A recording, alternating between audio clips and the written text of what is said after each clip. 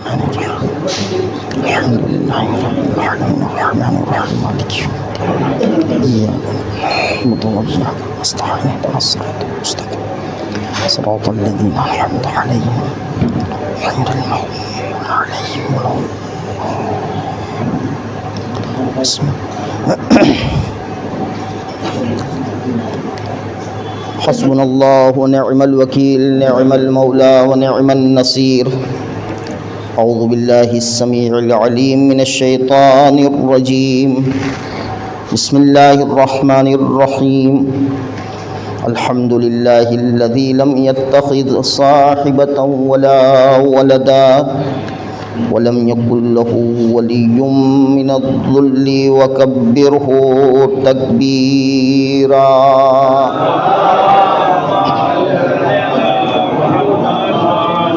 الصلاة والسلام والتحية والإكرام على الرسول النبي الأمي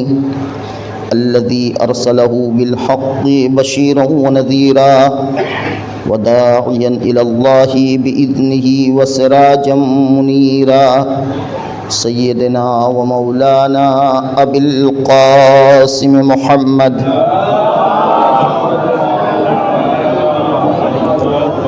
وعلى أهل بيته الطيبين الطاهرين الغر الميامين المعصومين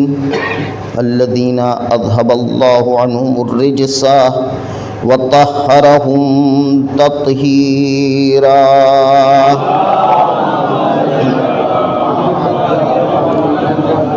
ولعنة الدائمة على أعدائهم أجمعين. أما بعد فقد قال الله سبحانه تبارك وتعالى في كتابه الحكيم: أعوذ بالله من الشيطان الرجيم. قل لا أسألكم عليه أجرا إلا المودة في القربى.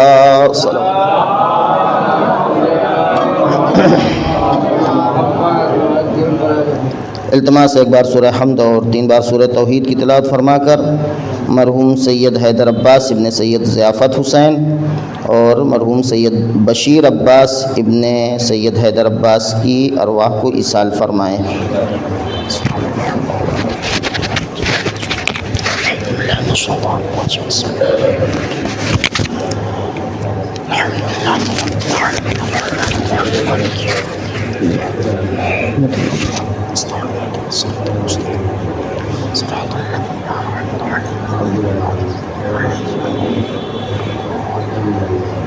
بسم الله الرحمن الرحيم.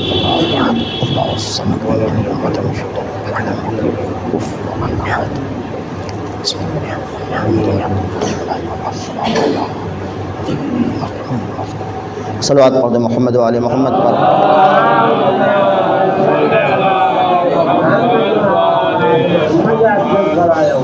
سورہ شورا کی مشہور و معروف آیہ کریمہ کا ایک فقرہ میں نے آپ کی خدمت میں پیش کیا کہ جس میں قرآن مجید اعلان کر رہا ہے کہ قل لا اسألکم علیہ اجرا الا المودۃ فی القربى. چونکہ آیہ کریمہ مکمل طور پر یہ ہے کہ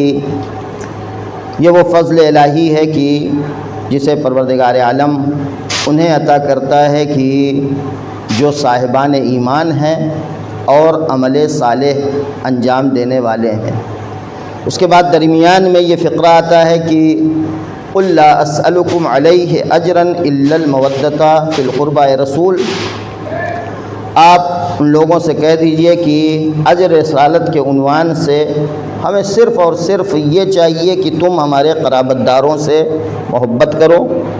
اور پھر بعد کے فقرے میں وَمَن يَقْتَرِفْ حَسَنَةً نَزِدْ لَهُ فِيهَا حُسْنًا. اگر کوئی ایک چلو نیکی کماتا ہے یعنی مختصر سی نیکی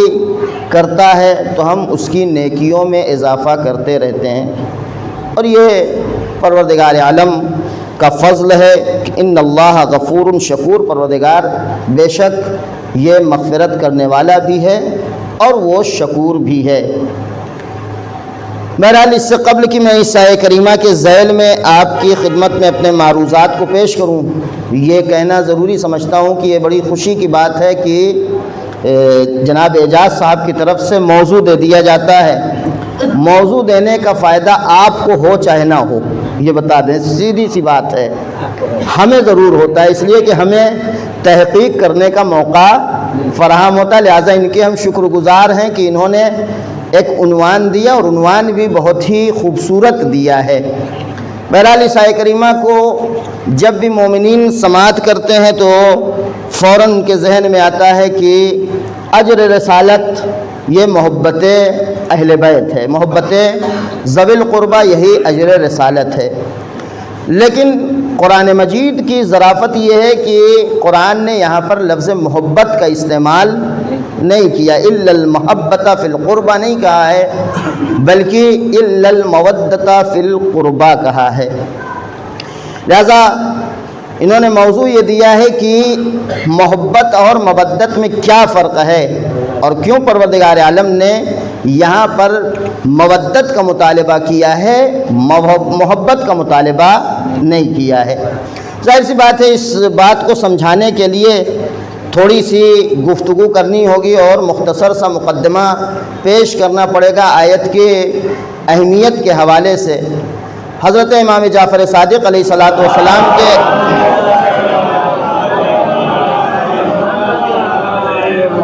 ایک صحابی ہیں ابو جعفر احول، یہ بصرہ جاتے ہیں اور بصرہ سے جب واپس آتے ہیں تو امام ان سے ملاقات کرنے کے بعد ان سے گفتگو کے دوران ایک سوال کرتے ہیں، اور سوال یہ ہے کہ ابو جعفر یہ بتاؤ کہ بصرہ میں آیا ہم سے مودت کرنے والے پائے جاتے ہیں؟ تو ابو جعفر نے کہا کہ ہاں تھوڑے بہت ہیں جو آپ اہل بیت سے مودت کرنے والے ہیں، آپ کے راستے پر چلنے والے ہیں۔ اس کے بعد دوسرا سوال فوراً امام فرماتے ہیں کہ ابو جعفر احول یہ بتاؤ کہ وہاں کے علماء سے مراد یعنی عام علماء، خاص علماء نہیں، وہاں کے علماء کا اس آیہ کریمہ کے بارے میں کیا خیال ہے؟ قُلْ لَا أَسْأَلُكُمْ عَلَيْهِ أَجْرًا إِلَّا الْمَوَدَّةَ فِي الْقُرْبَى، اس آیت کی تفسیر وہ کس انداز میں کرتے ہیں، کس طرح کرتے ہیں؟ مراد یہ تھی کہ قرابت دار کسے وہ سمجھتے ہیں، قربہ کسے تسلیم کرتے ہیں۔ یہاں سے بہرحال ایک بات تو یہ سمجھ میں آتی ہے کہ خود امام کی نظر میں اہل بیت کی حقانیت کو ثابت کرنے کے لیے یہی ایک آیت کافی ہے۔ لہذا امام کسی بھی آیت یا کسی بھی حدیث کے سلسلے میں سوال نہیں کرتے ہیں، بلکہ فرماتے ہیں کہ اس آیہ کریمہ میں ان کا کیا کہنا ہے، یہاں تفسیر ان کی کیا ہوتی ہے۔ اسی لیے علامہ حلی رحمۃ اللہ علیہ کی ایک کتاب ہے الفین میں علامہ حلی رحمۃ اللہ علیہ نے اس آیہ کریمہ کو ان آیات میں ذکر کیا ہے کہ جن کے ذریعے سے مولا متقیان علی ابن ابی طالب علیہ الصلوۃ والسلام کی ولایت کو ثابت کیا جا سکتا ہے۔ بہرحال ابو جعفر نے جواب دیا کہ مولا وہاں پر جو اس آیہ کریمہ کی تفسیر میں لوگ ذوی القربہ کی منزل میں پہنچتے ہیں تو کہتے ہیں کہ ذوی القربہ سے مراد قریش ہیں، یعنی پیغمبر کا پورا خاندان یہ ذوی القربہ سے مراد ہے۔ تو چھٹے امام فرماتے ہیں جھوٹ بولتے ہیں وہ لوگ، غلط بیانی سے کام لیتے ہیں وہ لوگ، اس لیے کہ مباہلے میں تو ہم تھے۔ توجہ کیجئے گا چھٹے امام کس منزل پر پہنچاتے ہیں، کہتے ہیں جھوٹ بولتے ہیں وہ لوگ، مباہلے میں تو ہم تھے، اور جب پھل کھانے کی بات آئی، جب نتیجے کی بات آئی، جب ثمر کی بات آئی تو سب کے سب آگے بڑھ گئے۔ یہ کیسے ہو سکتا ہے کہ جہاں قربانیاں دینا ہو وہاں ہم آگے آئیں، جہاں نتیجہ لینا ہو وہاں سب آگے آ جائیں؟ ایک صلوات پڑھ دیں محمد و آل محمد پر۔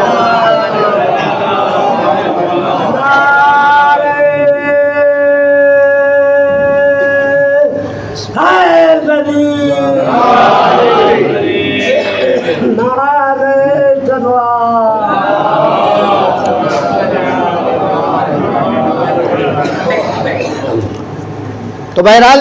اس بات کو ذہن میں رکھیے گا اس حوالے سے کہ تفسیر میں ذوی القربہ ان کے یہاں یہ ہے کہ پیغمبر کے سارے قرابت دار، لیکن چھٹے امام کہتے ہیں کہ یہ کیسی بات ہو گئی کہ مباہلے میں سوائے جو ہے ہمارے کوئی نہیں تھا، ہمارے مراد وہی 5 افراد، اور اس کے بعد پھر سب کے سب نظر آنے لگتے ہیں۔ اس کے سلسلے سے ابھی اور آگے گفتگو ہے، لیکن بیچ میں رک کر میں اس حوالے سے گفتگو کرنا چاہتا ہوں کہ پیغمبر سے جب بعض مومنین آئے، کفار سے مطلب نہیں ہے، غیروں سے مطلب نہیں ہے، مومنین آئے، اب یہ تفسیری گفتگو ہے، انہوں نے اپنا نصف مال، نصف سرمایہ یا پورا کا پورا سرمایہ پیغمبر کی خدمت میں پیش کر دیا، یا رسول اللہ آپ اسے جہاں چاہیے خرچ کیجئے، اسے آپ، اس لیے کہ دین کے کاموں میں مدرا کی ضرورت پڑتی ہے۔ یہ آج کل کے لوگ بھول گئے ہیں کہ وہ سوچتے ہیں کہ سارے کام جو ہے وہ پیسوں پہ ہوتے ہیں، دین کا کام فری میں ہوتا ہے، اسی لیے دینی کاموں کے لیے مشورہ دینے والے بہت نکلتے ہیں، لیکن جب آپ ان سے بتا دیجئے کہ اس میں بجٹ بھی لگتا ہے تو وہ فوراً اپنا مشورہ لے کر واپس چلے جاتے ہیں۔ ایک صلوات پڑھ دیں محمد وآل محمد پر۔ اس زمانے میں بھی لوگوں کو احساس تھا کہ دینی کام میں بہرحال ایک اخراجات ہیں، پیغمبر کے حوالے کیے، یا رسول اللہ آپ یہ سرمایہ لے لیجئے۔ وہاں پیغمبر فرماتے ہیں کہ پروردگار کے حکم سے یہ ساری گفتگو ادھر ہی سے ہو رہی ہے، لیکن اب یہاں پہ چونکہ گفتگو کا مسئلہ پیغمبر کی زبان سے بیان کیا جا رہا ہے، لہٰذا ہم لوگ بھی یہی کہتے ہیں۔ پیغمبر نے کہا کہ لَقُلْ لَا أَسْأَلُكُمْ عَلَيْهِ أَجْرًا إِلَّا الْمَوَدَّةَ فِي الْقُرْبَى، ہم تم سے اجر کا مطالبہ نہیں کرتے ہیں، بس یہ کہ تم ہم سے جو کیا کرو، ہمارے قرابت داروں سے محبت کرو۔ پیغمبر جس چیز کو بعنوان اجرت مانگ رہے ہیں، پہلے تو آپ اس کی اہمیت سمجھ لیجئے، کتنی قیمتی چیز ہے جسے پیغمبر مطالبہ کر رہے ہیں۔ یہاں پر آپ اس کی اہمیت کی طرف توجہ کیجئے گا، چونکہ جس نقطے کی طرف میں اشارہ کرنا چاہتا ہوں شاید ہی ہے کہ آپ نے سنا ہو، اس لیے کہ ایک صلوات پڑھنے محمد وآل محمد پر۔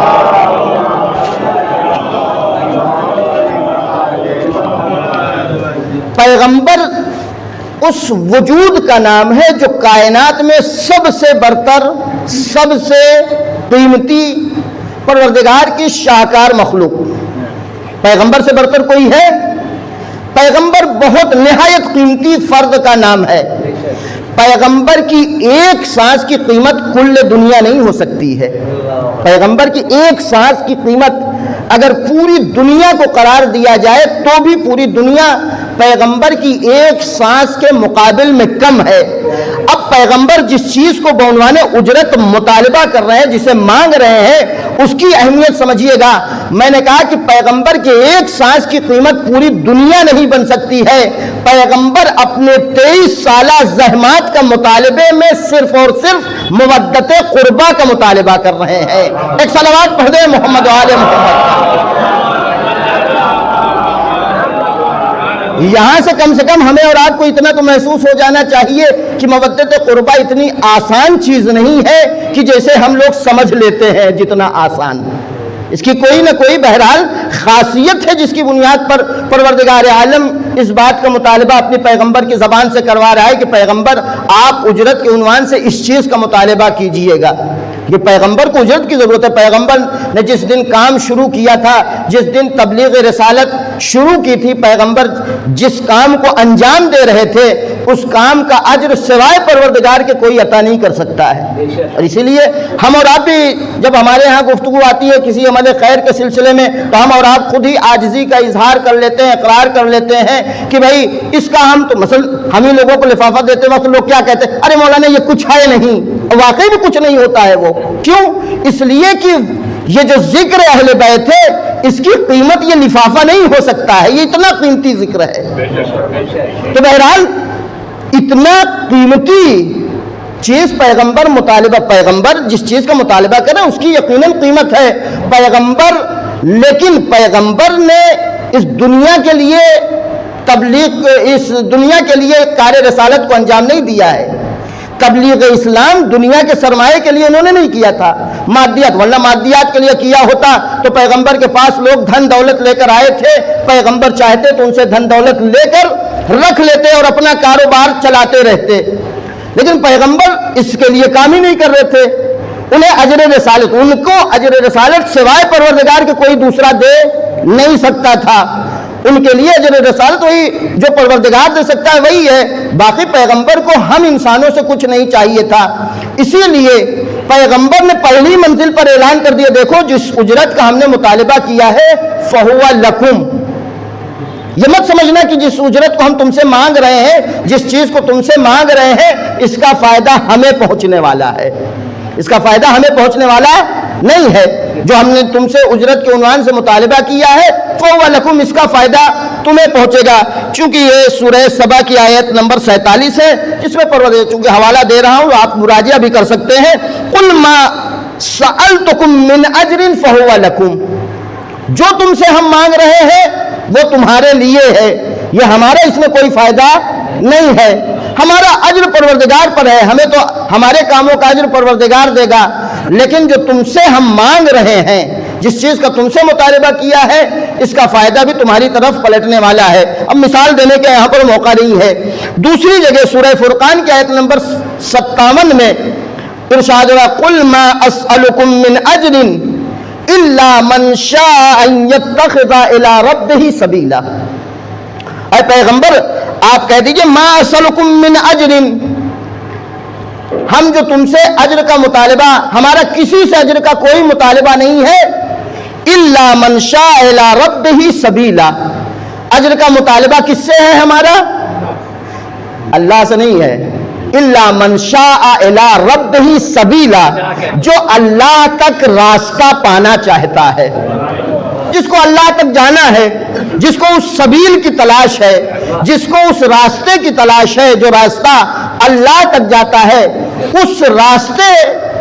کے لیے ہم اس اجر کا مطالبہ کر رہے ہیں۔ ہم یہ چاہتے ہیں، ہم صرف جو اجر کا مطالبہ ہے ہمارا صرف ان لوگوں سے ہے کہ جو اللہ تک پہنچنا چاہتے ہیں، ان سے مطالبہ ہے، ورنہ جو نہیں پہنچنا چاہتے جائیں جہنم میں، ان سے ہمارا کوئی مطالبہ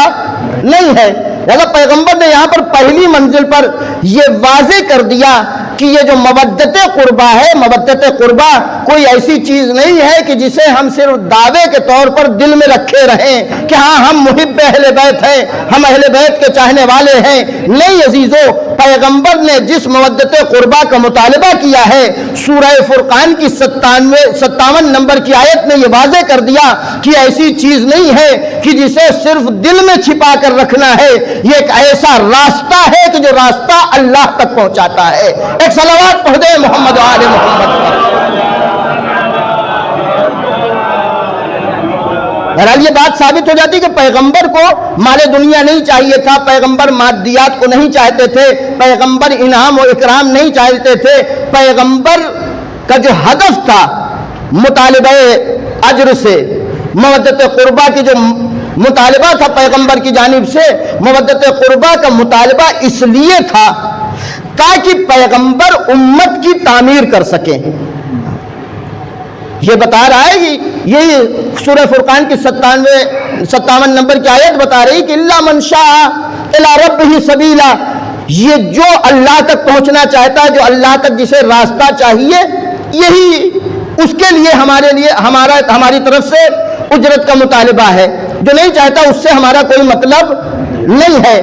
پیغمبر کا مقصد یہ نہیں تھا کہ ان کو کوئی انعام مل جائے، ان کو اس مودت قربہ سے ان کو ذاتی کوئی فائدہ ہونے والا تھا، نہیں عزیزان گرامی،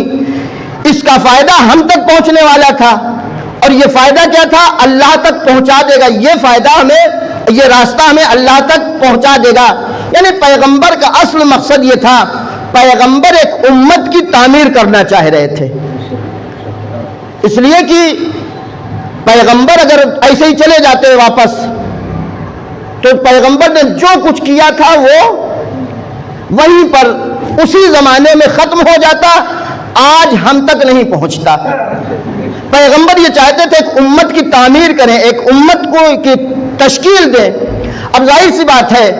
امت اس وقت تشکیل پاتی ہے،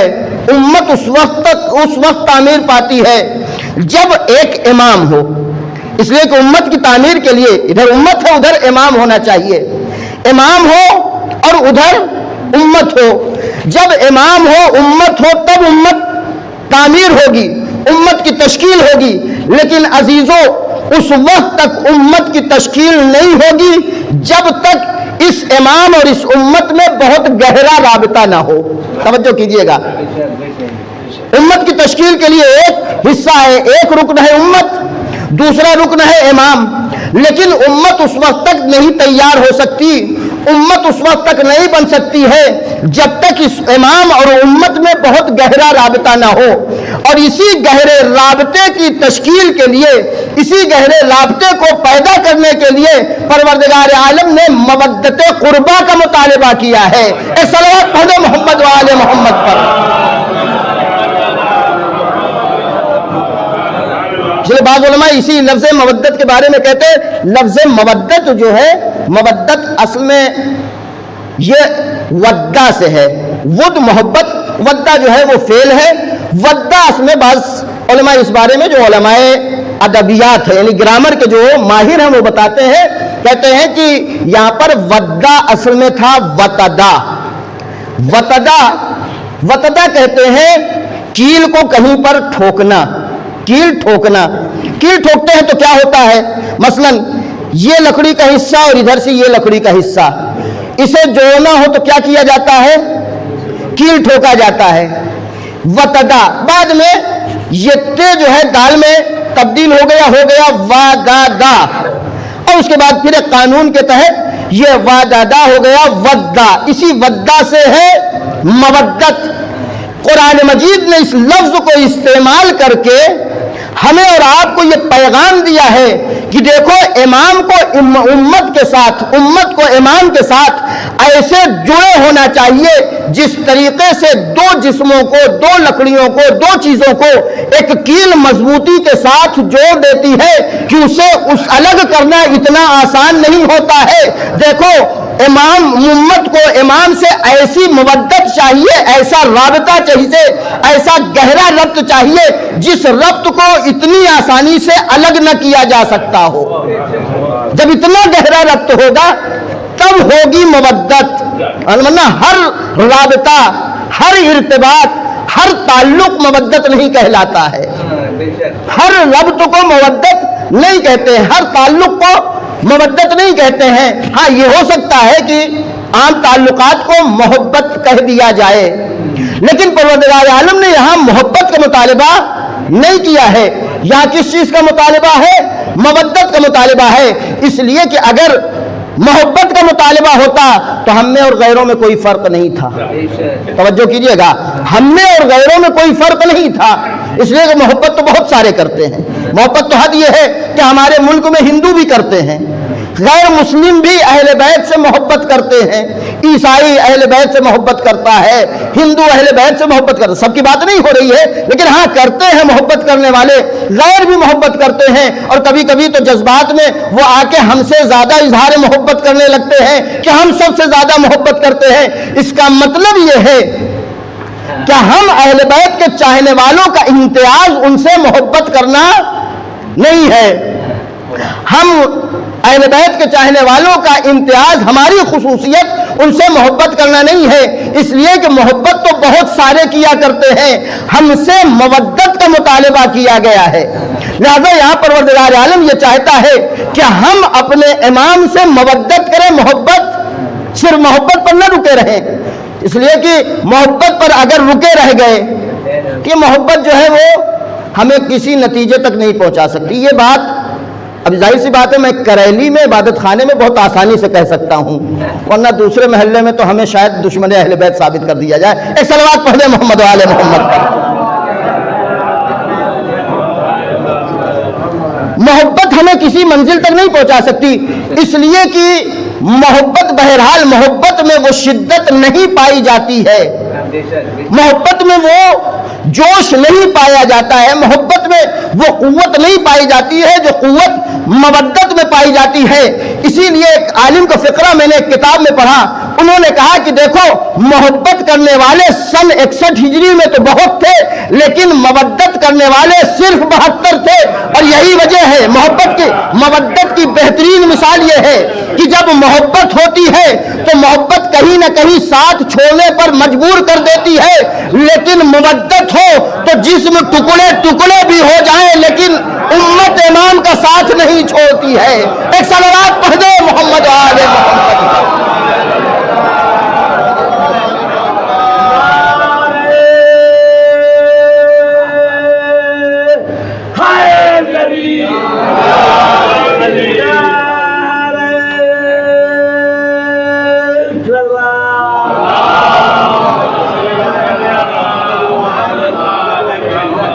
اس لیے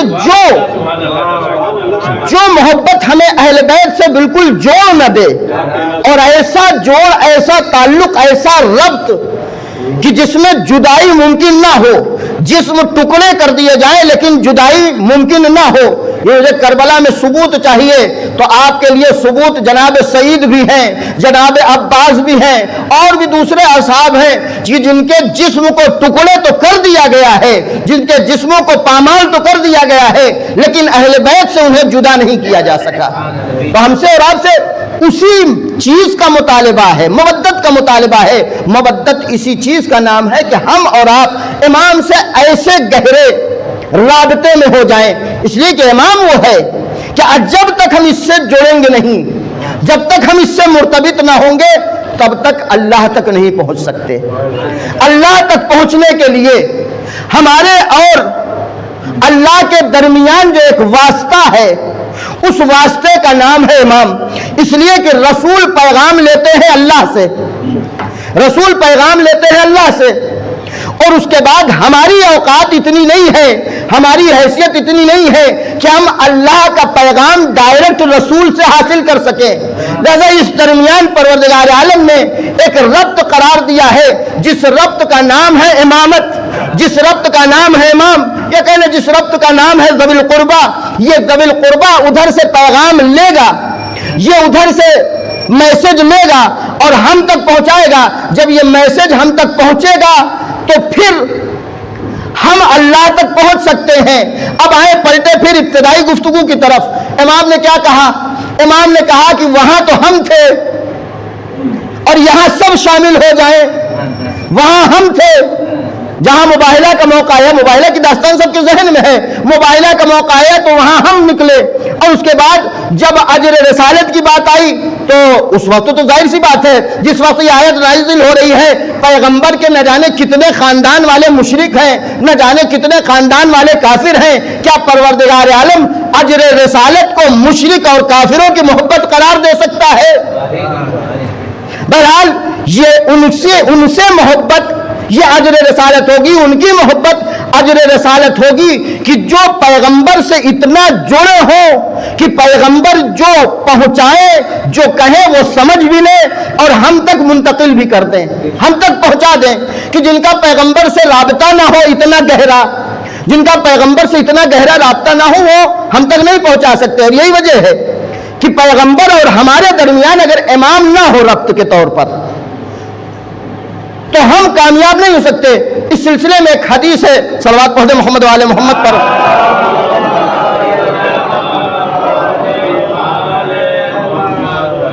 یہاں پر حدیث میں یہ کہ قیامت کا منظر بیان کیا جا رہا ہے، حدیث میں کہ پیغمبر اس حالت میں ہوں گے کہ آخذاً بحجزۃ ربہ،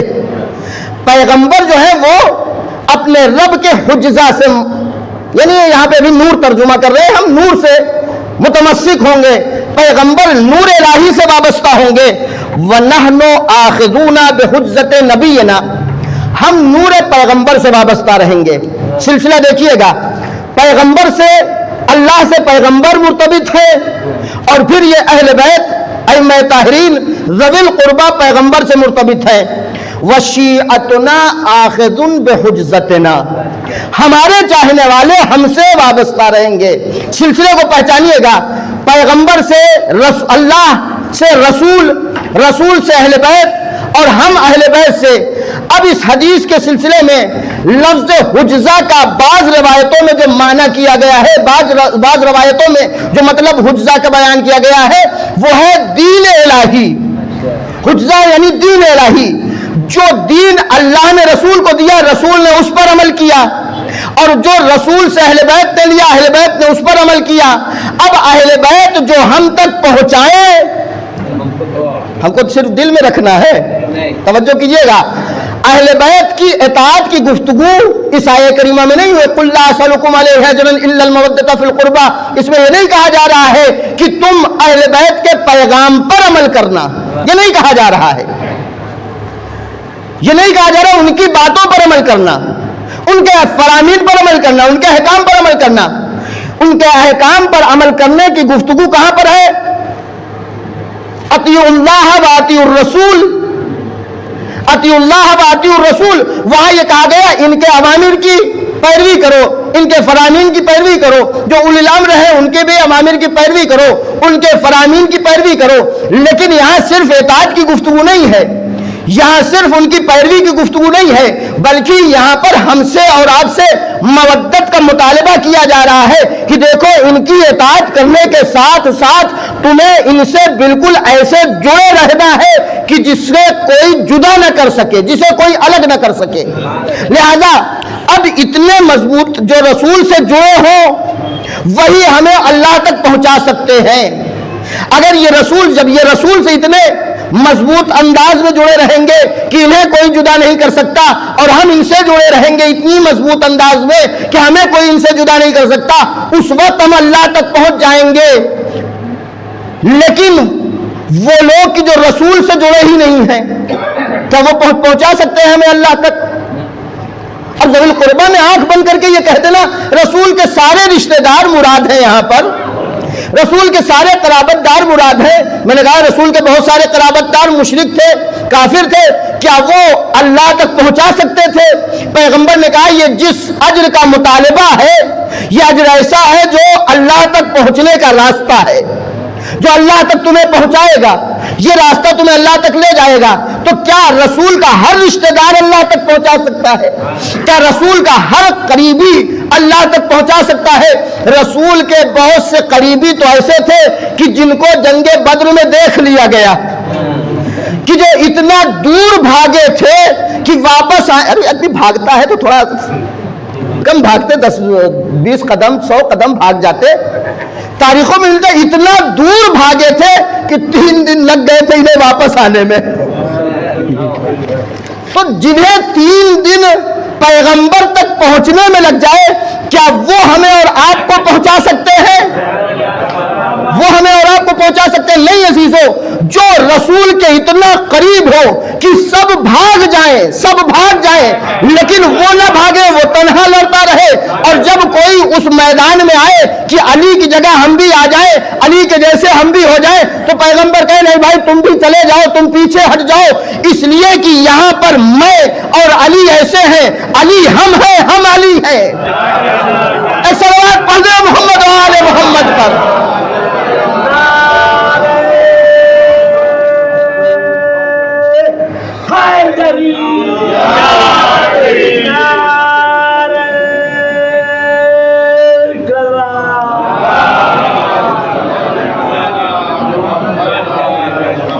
ایسا نہیں ہے کہ اللہ تک ہر وہ کوئی پہنچا سکتا ہے کہ جو کہیں نہ رہا ہو، نہ مباہلے میں رہا، نہ اور میدانوں میں رہا ہو، جو میدانوں سے بھاگتا رہا ہو وہ اللہ تک نہیں پہنچا سکتا۔ اللہ تک وہی پہنچا سکتا ہے جو عین رسول ہو، جو رسول جیسا ہو، جو دیکھنے میں تو 2 جسم ہو لیکن جن کی روح ایک ہو۔ پیغمبر نے کہا ایسا انسان پہنچا سکتا ہے تمہیں اللہ تک۔ ان کی قرابت کا مطالبہ پروردگار کر رہا ہے۔ ایک صلوات پڑھ دیں محمد و آل محمد پر۔ بس آج کی گفتگو کو میں یہیں پر ختم کر رہا ہوں۔ بہرحال جس اجر اور جس اجرت کا مطالبہ کیا گیا ہے وہ اجرت مودت اہل بیت ہے، اور مودت اہل بیت ایسی چیز نہیں ہے کہ جسے ہم اور آپ صرف دل میں رکھ سکیں۔ اور اس لفظ مودت کو پروردگار عالم نے جہاں رابطے کی گہرائی کو سمجھانا ہوا وہیں استعمال کیا ہے۔ جہاں کمزور رابطے ہیں وہاں پہ اس نے مودت کو استعمال ہی نہیں کیا، وہاں پہ محبت کہہ کر گزر گیا، اور جہاں پہ صرف محبت کہا ہے اور گہرا رابطہ سمجھانا رہا ہو تو وہاں محبت کے ساتھ ساتھ پروردگار عالم نے اشد حبن کی قید لگایا ہے کہ ہر محبت نہیں، اشد حبن، محبت شدید ہو، محبت اتنا شدید ہو کہ جو عشق کی منزل تک پہنچ جائے، اور جب عشق کی منزل تک پہنچ جائے تو یہی ہوتی ہے مودت۔ پروردگار عالم نے جہاں پر رابطے کی گہرائی کو سمجھانا ہوا ہے وہیں پر اس پروردگار عالم نے یہ لفظ استعمال کیا ہے جب اس کو سب سے پہلے سماج کے سب سے پہلے اہم ترین مرحلے کے رابطے کی گہرائی کو سمجھانا ہوا تو اس نے کہا وَجَعَلَ بَيْنَكُمْ مَوَدَّةً وَرَحْمَةً۔ اس نے یہ نہیں کہا کہ ہم نے زن و شوہر کے درمیان محبت کو قائم کیا ہے، چونکہ سماج کا سب سے اہم ترین عنصر، سماج کا سب سے مہم ترین پہلو، سماج کا سب سے اہم ترین حصہ ہے ایک خانوادہ، ایک فیملی۔ پروردگار عالم کو اس فیملی کے آپسی ارتباط کو سمجھانا ہوا، اس نے کہا دیکھو وَجَعَلَ بَيْنَكُمْ مَوَدَّةً وَرَحْمَةً، ہم نے تمہارے درمیان محبت کو قائم نہیں کیا ہے، ہم نے تمہارے درمیان مودت کو قائم کیا ہے، یعنی تم دیکھنے میں تو دو جسم ہو لیکن تمہارا کردار ایسا ہونا چاہیے، دیکھنے میں دو جسم لگو لیکن عمل میں ایک روح رہو۔ ایک صلوات پڑھ دے محمد عالم۔ اسی آیت اللہ جوادی حفظ اللہ کی ایک بڑی اچھی تعبیر ہے یہاں پر زن و شوہر کے سلسلے میں، وہ کہتے ہیں زن و شوہر میاں بیوی یہ ہم قفس نہیں ہیں، ہم نفس ہیں۔ ہم قفس یعنی قفس کہتے ہیں پنجرا کو، یعنی ایسا نہیں ہے کہ یہ ایک پنجرے میں رہنے والی مخلوق ہیں، ایک پنجرے میں رہنے والوں میں آپس میں ہمیشہ ٹن ٹن ہوتی رہتی ہے، لیکن جہاں ایک نفس ہو جائیں یعنی دو قالب ہو، سانسیں ایک چل رہی ہوں، زن و شوہر کے ارتباط کو سمجھانا ہوا، پروردگار عالم نے لفظ مودت کو استعمال کیا۔ دیکھو یہ رابطہ اتنا مضبوط ہونا چاہیے کہ لوگ چاہے جتنا چاہیں، چاہے جتنے فتنے کے بیج بوئے جائیں، چاہے جتنے اختلاف ڈالنے والے پیدا ہو جائیں، لیکن ان دو عنصروں کو آپس میں الگ نہیں ہونا ہے۔ اب جب اسے اب دوسری منزل پر سماج کے دوسرے مرحلے میں آ کر امام اور امت کے رابطے کو سمجھانا چاہا تو اس نے لفظ مودت کو استعمال کیا تاکہ لوگ یہ سمجھ نہ بیٹھیں کہ مودت صرف خالص محبت کا نام ہے، مودت اس شے کا نام ہے کہ جہاں پر امام اور امت یک جان ہو جائیں، کہ جہاں امام ہو وہاں امت پائی جا رہی ہو۔ ایک صلوات پڑھ دے محمد علیہ۔